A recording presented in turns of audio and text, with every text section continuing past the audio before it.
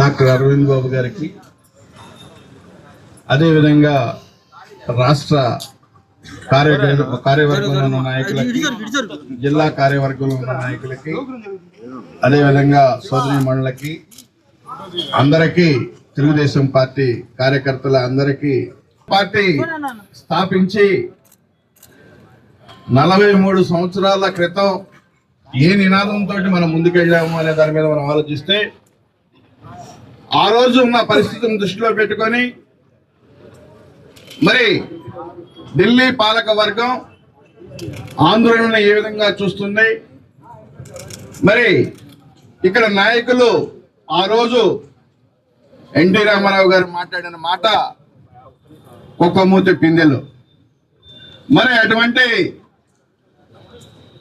నాయకుల్ని బానిసలుగా చూస్తున్న కేంద్ర ప్రభుత్వం మీద ఓ పోరాటాన్ని చేస్తూ పేదవాడికి కడుపు నిండా తిండి, కట్టుకోవటానికి బట్ట, ఉండటానికి ఇల్లు అనే ఒక నినాదంతో ప్రజల్లోకి వచ్చి, ప్రజలే దేవుళ్ళు, సమాజమే దేవాలయం అనే నినాదంతో ప్రజల్లోకి వచ్చిన ఆ మహానుభావుడు సృష్టించిన పార్టీ తెలుగుదేశం పార్టీ అనేది ఒక్కసారి మనం గమనించుకోవాలి.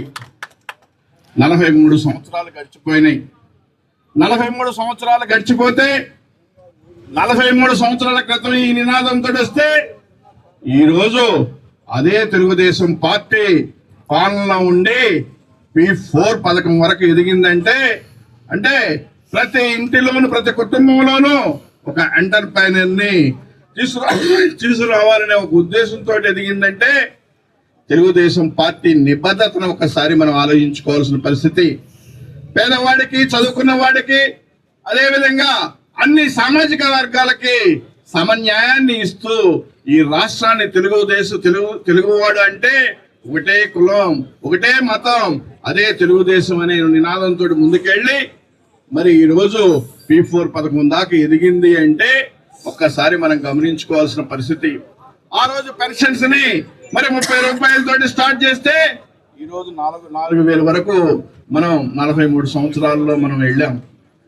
ఆ రోజు తిండి, ఈ రోజు తిండి కోసం ఎవరు ఇబ్బంది పడతలేదు, అదేవిధంగా బట్ట కోసం ఎవరు ఇబ్బంది పెడతలేదు. అయినా ఇంటి జాగా కోసం మళ్ళీ మరి ఈరోజు నారా చంద్రబాబు నాయుడు గారు అదే రూరల్ అయితే 3 సెంట్లు, అదేవిధంగా సిటీలో అయితే 2 సెంట్లు ఇచ్చి మరి పేదవాడిని మరి నివాసానికి అర్హుల్ని చేస్తున్న సందర్భాన్ని కూడా మనం ఒకసారి మనం గమనించుకోవాలి. అన్ని కోణాల్లో విద్యా విధానాల్లో మార్పులు వచ్చినాయి. నారా లోకేష్ గారు యువతకి పూర్తి స్థాయి భరోసానిచ్చి విద్యా విధానాల్లో మార్పుల్ని తీసుకొచ్చి ముందుకు నడిపిస్తున్న చరిత్ర మంది. అన్ని సామాజిక వర్గాలకి సమతుల్యతను ఇస్తూ ఈ యొక్క జనాభా దామాషా ప్రకారం వాళ్ళకి ఏదైనా హక్కులు కల్పించాలో ఆ హక్కులు కల్పిస్తున్న ఘనత తెలుగుదేశం పార్టీ అనేది కూడా ఒక్కసారి మనం గమనించుకోవాలి.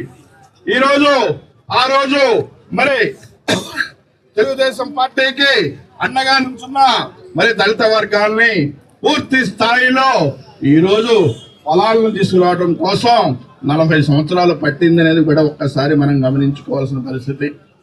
ఏ కోణంలో చూసినప్పుడు కూడా ఈ తెలుగువాడికి మరి తెలుగువాడి గుండెల్లో నిలిచిన పార్టీ తెలుగుదేశం పార్టీ. దాని వ్యవస్థాపక అధ్యక్షులు స్వర్గీయ నందమూరి తారక రామారావు గారు ఈ రోజు నడిపిస్తున్న వ్యక్తి నారా చంద్రబాబు నాయుడు గారు, భవిష్యత్తులో నడిపించగలిగిన వ్యక్తి లోకేష్ బాబు గారు అనేది మనం ఆలోచిస్తూ తప్పనిసరిగా మనం అందరం ఈ పార్టీలో అనేక రకాలుగా, అనేక విధాలుగా భవిష్యత్తును చూస్తూ ముందుకెళ్తూ పేద ప్రజానికానికి అందుబాటులోకి రావడం కోసం, సేవ చేయడం